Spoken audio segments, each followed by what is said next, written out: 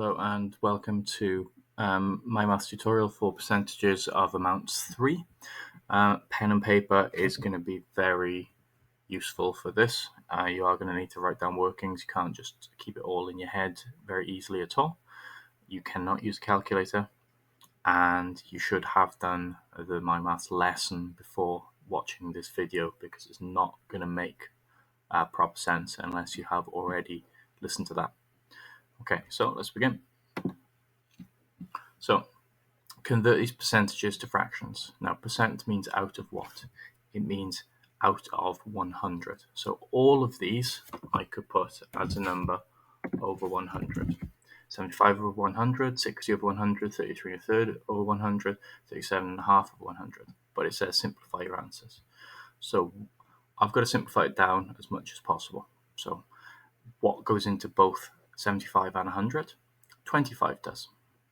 It goes into 75 3 times, and it goes into 100 4 times. 75%, well, that's the same as 3/4. Hopefully you knew that. So 60 over 100, but we can simplify that. Well, that's easily simplified down to 6 over 10. But if you look at those numbers, they're both even. We can simplify it again. It's the same as 3/5. Okay. This isn't even going to let me write 33 and a third as the top number of fraction. It's also it's really quite sort of awkward of a number. There's a little trick to this one. This is the same as just 1/3. Okay, if you multiplied this 33 and a third by 3, you get 99 and 3/3, which is the same as 99 and what is same as 100. So this is 1/3 of 100%. Now this one, 37 and a half, we don't want the half, so we can't just put a number straight in for this one. If we think that it was 37.5 over 100, we'd be right, but it's not a simple answer. I don't want that 0.5 in there. So what if we just doubled everything? If I double this, I'm going to get 200. If I double this, I'm going to get 75. And you might think, okay, now we've finished it, but no, we haven't, because look, these can simplify again. 25 goes into both of these. It goes in 3 times. It goes in 8 times. Okay, so like I said, I did some workings in the boxes there, but writing out these workings on paper, just thinking of them first out of 100 and then simplifying them is what you're going to need to do. All right, next one. So 25% of 160. Well, 25%, half of it is going to be 50%, and then half it again, you're going to get down to 25%. So half it is going to be 80, and then half that again, you're going to get 40. 20%, that's going to be 10% doubled. So 10% 11, and 20% is then going to be 22, double that. 40%, well, that's going to be 10% and then times it by 4. So 10% is 12, times it by 4, I'm going to get 48. Right, now this is the tricky one. So 12.5%. So we could either turn this into a fraction and then work out what fraction of that number it is, or we could just, like the previous exercise, just work it out little by little by little. So 10% is going to be 5.6. 1% is going to be 0.56. And then you could double that and you could half that and you could add it all together, but that's pretty tricky. The easier way to do this is to realize that 12.5% is 1/8. So 1/8 of 56 is just 7. And that's much easier to do. Okay, Gina has been absent from school on 10% of the days in the autumn term. The 80 days in the term, how many days has she been off school? 10% of 80 is 8. And that means that take the 8 off 80, she has been in school 72 of those days. Great, that works. Next one. So percentage is greater than 100. Okay, so if we work out 100% is the original amount, then all of these are still going to be over 100. So this is still going to be 175 over 100, and I can simplify it down. So what goes into both of these? 25 does. 25 goes in 7 times, it goes in 4 times, it's 7 over 4.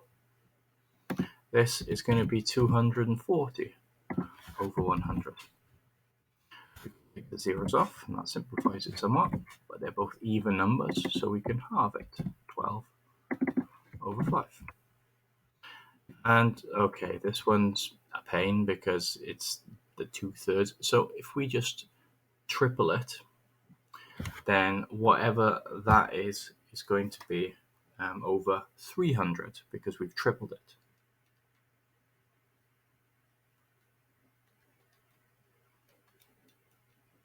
So it's going to be 500 over 300 because if we triple this, we get 500.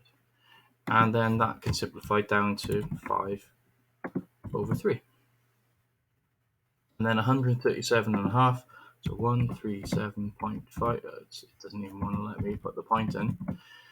If I double that, it's going to be over 200 instead. So if I double that, I'm going to get 275 over 200. And again, if I divide those by 25, I'm going to get 11 over 8. So again, writing these out on paper, step by step by step, is going to be much easier. Right, 150%. So if I work out 50%, then I add it onto the original 100%. So 50% is going to be 68. Add it onto the original amount, it's going to be 102. Work out 10% and add it onto the original amount. So 10% is 14. Add it onto the original amount, it's going to be 154. 133 and third, well, that is 1 1/3. So 1/3 of 60 is 20. So 1 1/3 is going to be 80. And 240%. So 40% is going to be 10% is going to be 48. 40% is going to be 192. And then add it on to double that amount. It's going to be 1152. All right. Another way of doing that though would be, see this fraction up here, 240% we already worked out, times the 480 by 12 divided by 5, or the other way around, and you're going to get to this answer. Okay, recommended daily intake of saturated fat for an adult woman is 20 grams. A normal serving of camembert cheese contains 200% of this milk. Well, it's just double, so it's going to be 40 grams. Right, a lot of this work was tricky, and it was tricky because you need to write down your workings as you go. It's a lot less tricky, and if you work through it on paper, if you work through the lesson beforehand, you should get to these answers, but it's going to be more work than what it looks like here. Okay, oops, this one was 204. I made a little error there, but the process was still the same. Okay.